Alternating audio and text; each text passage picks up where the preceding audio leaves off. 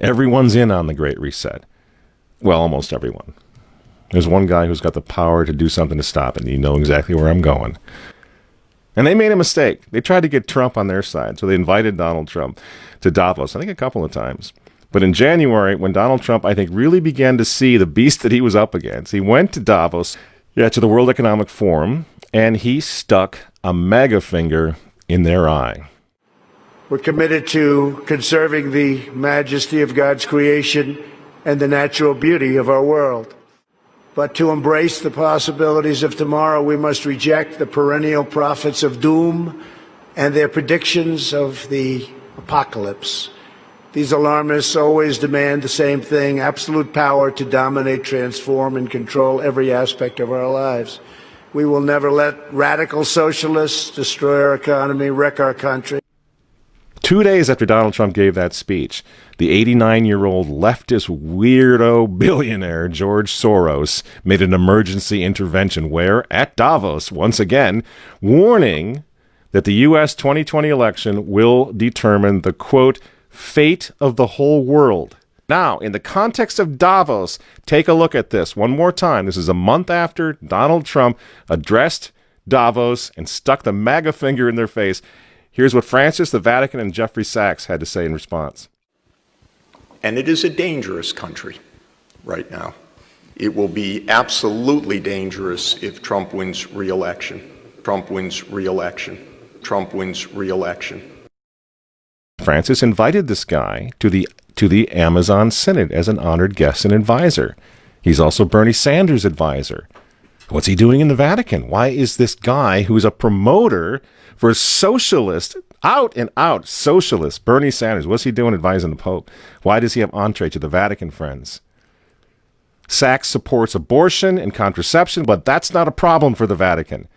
For the Vatican, for Pope Francis, and for his friends at the UN, Donald Trump is the problem, obviously, friends. Clearly, I consider the Trump administration a danger to the world, but I regard it as a purely temporary phenomenon that will disappear in 2020. Do you get it? Do you see why there's so much hate for Trump? Because with all of his faults, again, he's the capitalist. He's not the globalist. He never will be one of them, which is why he pulled the United States out of the Paris Climate Agreement. Donald Trump pulled the United States out of the World Health Organization. That's Bill Gates and company. And now he's threatening to pull the United States out of the World Trade Organization. People say, yeah, well, Donald Trump got married twice. He's a bad guy. Really? He's right in the face of the demons on this, friends. Nobody ever said he was a saint. He's knocking the sacred cows of the United Nations down all over the world right now. The General Assembly routinely votes 185 against the United States on almost everything right now. And you remember, speaking of the United Nations, in November of 2019, again, right before COVID landed, Trump went to the UN on the floor of the General Assembly, and he declared war on globalism. Wise leaders always put the good of their own people and their own country first. The future does not belong to globalists. The future belongs to patriots. And shortly after the speech at the UN, Donald Trump delivered, what do you think happened? The coronavirus was unleashed on the world, and Trump's booming U.S. economy went on life support. Do you think that was an accident?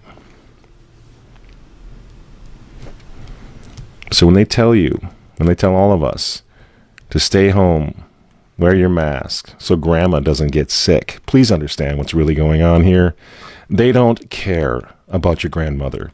They don't care about old people, these people. They don't care about babies. They want them aborted so that they can save the common home.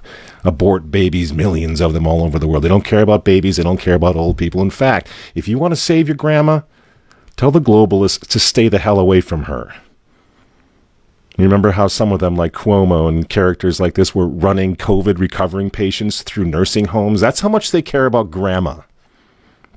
And the name of the game now is to bring the United States economy to its knees, get it out of the way, so that everyone will want the Great Reset.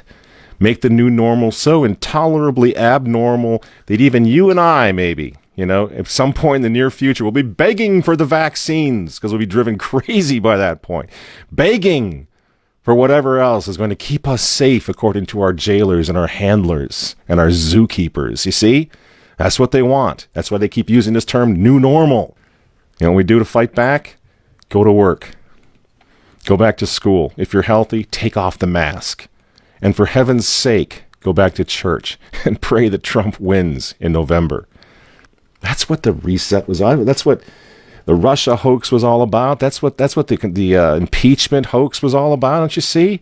For 4 years, they've been trying to stop this man because if he strengthens America, if he makes it great again, if he brings the economy back again, the reset won't happen. The New World Order is going to be set way back. Who knows when they're going to have another COVID opportunity like this one again, and they know it. So ask yourselves why they hate this man. These folks, these men, they hate God. They hate the unborn. They hate the traditional family. They hate you. And they hate Donald Trump, whose political opponents, by the way, right now are knocking statues of saints to the ground. They're beating up cops, and they're burning flags. You say you don't like Trump. I'm sorry, friends, but who cares? That doesn't really matter anymore. What you think of Trump's personality or his tweets. Look at the big picture. The choice is simple, friends. Stand with America right now, or fall with the New World Order in the not-so-distant future. There's no other choice. I'm Michael Matt for Remnant TV, and we'll see you next week.